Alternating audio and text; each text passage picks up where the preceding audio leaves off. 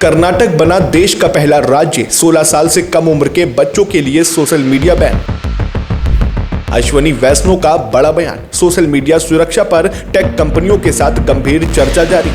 दुनिया भर के बाद अब भारत में भी है तैयारी। नाबालिगों के लिए जल्द आएंगे कड़े डिजिटल कानून। क्या आपका बच्चा जिस स्मार्टफोन को खिलौना समझ रहा है वो असल में उसके लिए सिगरेट से भी ज्यादा खतरनाक है?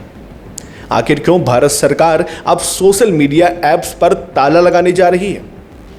नमस्कार, मैं हूं अर्चित और आप देख रहे हैं समर इंडिया।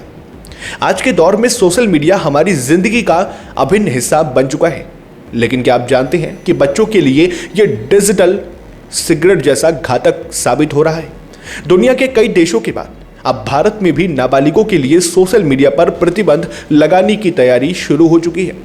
भारत में बच्चों की डिजिटल सुरक्षा को लेकर राज्य सरकारें अब कड़े फैसले ले रही हैं। कर्नाटक देश का पहला ऐसा राज्य बन गया है जिसने 16 साल से कम उम्र के बच्चों के लिए सोशल मीडिया के उपयोग पर प्रतिबंध लगाने की घोषणा की है।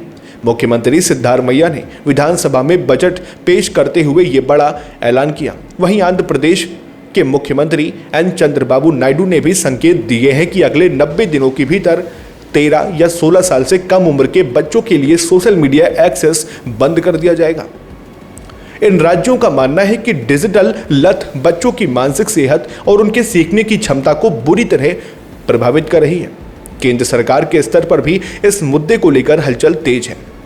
केंद्रीय सूचना व प्रसारण मंत्री अश्वनी वैष्णव ने स्पष्ट कर दिया कि बच्चों की डिजिटल सुरक्षा सरकार की सर्वोच्च प्राथमिकता है और समाज की सुरक्षा के लिए टेक कंपनियों के साथ गंभीर चर्चा चल रही है।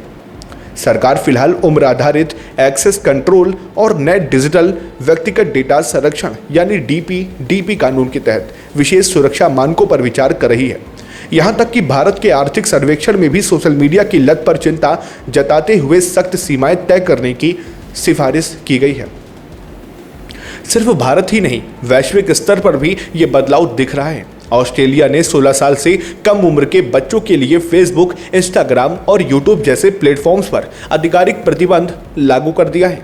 फ्रांस और स्पेन जैसे देश भी इसी दिशा में आगे बढ़ रहे हैं। हालांकि ये लड़ाई इतनी आसान नहीं है। बिग टेक कंपनियां इन पाबंदियों को रोकने के लिए अरबों रुपए की आक्रामक लॉबिंग कर रही हैं। कंपनियां तर्क दे रही हैं कि पूर्ण बैन के बजाय टीन अकाउंट्स जैसे फीचर्स के माध्यम से माता पिता को नियंत्रण सौंपना चाहिए। एक तरफ बच्चों का सुरक्षित भविष्य है और दूसरी तरफ टेक दिग्गजों का मुनाफा। क्या भारत में सोशल मीडिया पर बैन लगाना ही एकमात्र समाधान है?